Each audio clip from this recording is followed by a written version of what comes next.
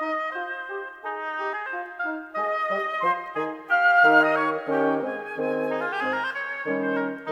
Tale of Benjamin Bunny by Beatrix Potter. One morning, a little rabbit sat on a bank. He pricked his ears and listened to the trit-trot of a pony. A gig was coming along the road. It was driven by Mr. McGregor, and beside him sat Mrs. McGregor in her best bonnet.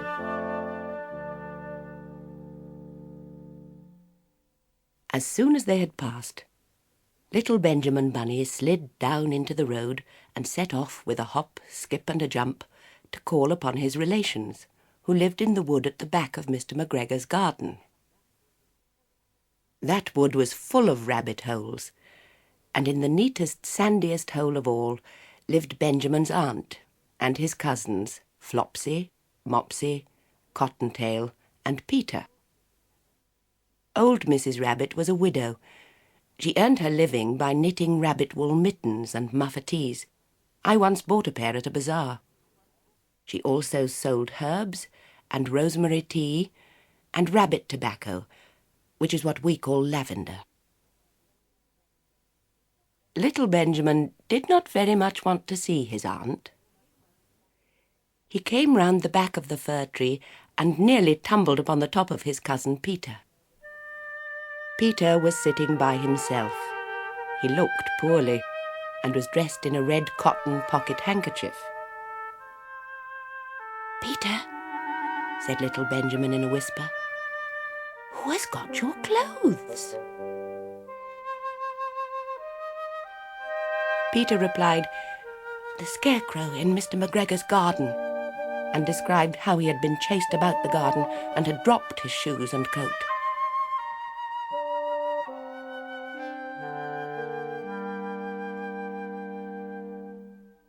Little Benjamin sat down beside his cousin and assured him that Mr. McGregor had gone out in a gig, and Mrs. McGregor also, and certainly for the day, because she was wearing her best bonnet.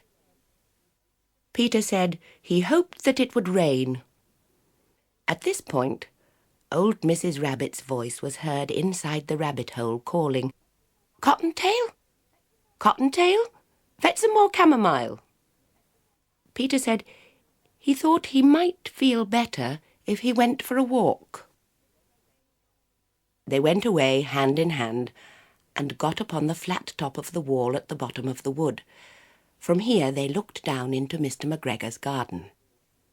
Peter's coat and shoes were plainly to be seen upon the scarecrow, topped with an old tam-o'-shanter of Mr. McGregor's. Little Benjamin said, "It spoils people's clothes to squeeze under a gate. The proper way to get in is to climb down a pear tree." Peter fell down head first, but it was of no consequence, as the bed below was newly raked and quite soft. It had been sown with lettuces. They left a great many odd little footmarks all over the bed, especially little Benjamin, who was wearing clogs. Little Benjamin said that the first thing to be done was to get back Peter's clothes in order that they might be able to use the pocket handkerchief. They took them off the scarecrow. There had been rain during the night. There was water in the shoes, and the coat was somewhat shrunk. Benjamin tried on the tam-o'-shanter, but it was too big for him. Then he suggested that they should fill the pocket handkerchief with onions as a little present for his aunt. Peter did not seem to be enjoying himself. He kept hearing noises. Benjamin, on the contrary, was perfectly at home and ate a lettuce leaf. He said that he was in the habit of coming to the garden with his father to get lettuces for their Sunday dinner. The name of little Benjamin's papa was old Mr. Benjamin Bunny. The lettuces certainly were very fine. Peter did not eat anything. He said he should like to go home. Presently he dropped half the onions. Little Benjamin said that it was not possible to get back up the pear tree with a load of vegetables.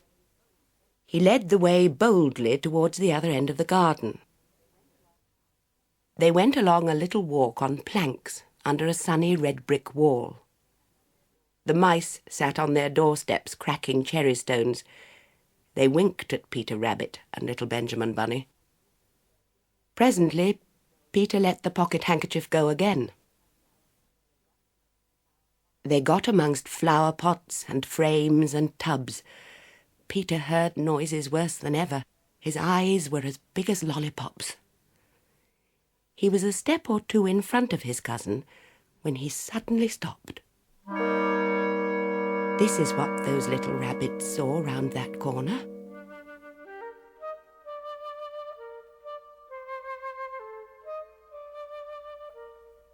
Little Benjamin took one look, and then, in half a minute less than no time, he hid himself and Peter and the onions underneath a large basket.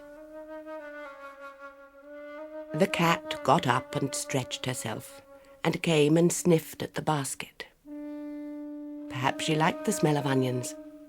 Anyway, she sat down upon the top of the basket.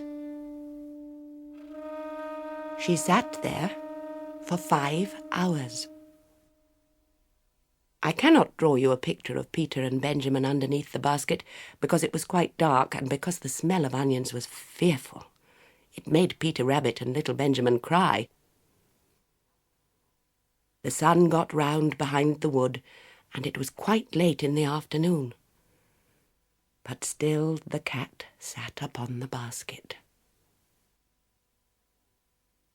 At length there was a pitter-patter, pitter-patter, and some bits of mortar fell from the wall above. The cat looked up and saw old Mr. Benjamin Bunny prancing along the top of the wall of the upper terrace. He was smoking a pipe of rabbit tobacco and had a little switch in his hand. He was looking for his son. Old Mr. Bunny had no opinion whatever of cats. He took a tremendous jump off the top of the wall onto the top of the cat and cuffed it off the basket and kicked it into the greenhouse, scratching off a handful of fur. The cat was too much surprised to scratch back. When old Mr. Bunny had driven the cat into the greenhouse, he locked the door. Then he came back to the basket and took out his son Benjamin by the ears and whipped him with the little switch. Then he took out his nephew Peter. Then he took out the handkerchief of onions and marched out of the garden. When Mr. McGregor returned, about half an hour later, he observed several things which perplexed him. It looked as though some person had been walking all over the garden in a pair of clogs, only the footmarks were too ridiculously little. Also, he could not understand how the cat could have managed to shut herself up inside the greenhouse, locking the door upon the outside. When Peter got home, his mother forgave him because she was so glad to see that he'd found his shoes and coat. Cottontail and Peter folded up the pocket handkerchief, and old Mrs. Rabbit strung up the onions and hung them from the kitchen ceiling with the bunches of herbs and the rabbit tobacco. The end.